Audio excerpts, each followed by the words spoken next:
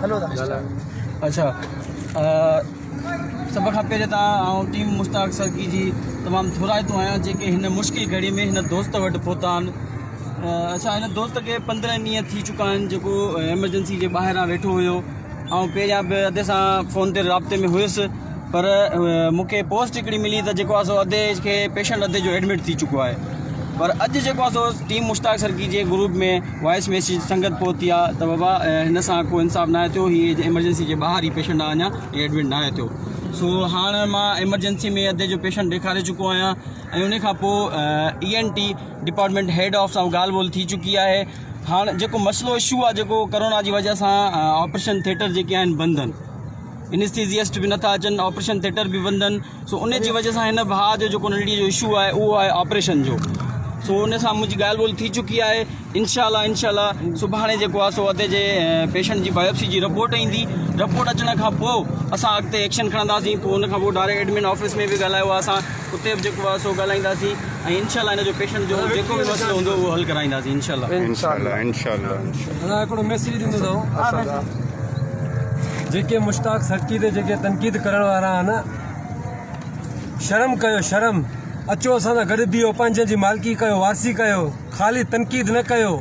ही बीठा आहिनि वांजा माण्हू अहिड़ा, हिननि जी मदद कयो अची, रुगो तनक़ीद ते हवाई फायर था कयो बस। सुभाणे तव्हां बि असांजा ॿाहिरि आहियो, तनक़ीद करण वारा बि अहिड़ी का ॻाल्हि कोन्हे। ख़ुदा न खारा किथे बि को मसइलो थिए थो असां तव्हां सां अची बीहंदासीं इंशाल्लाह।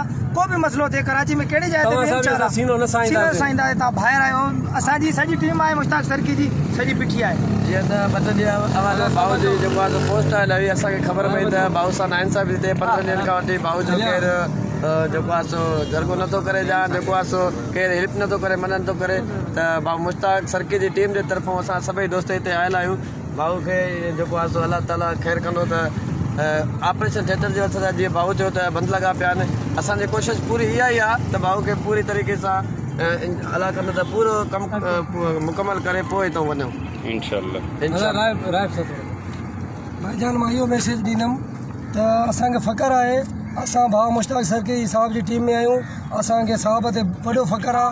ऐं असांखे अॼु जेको मैसेज हलायूं था उहो उन तनक़ीद करण वारनि ते आहे जेके भाउ ते तनक़ीद करनि था।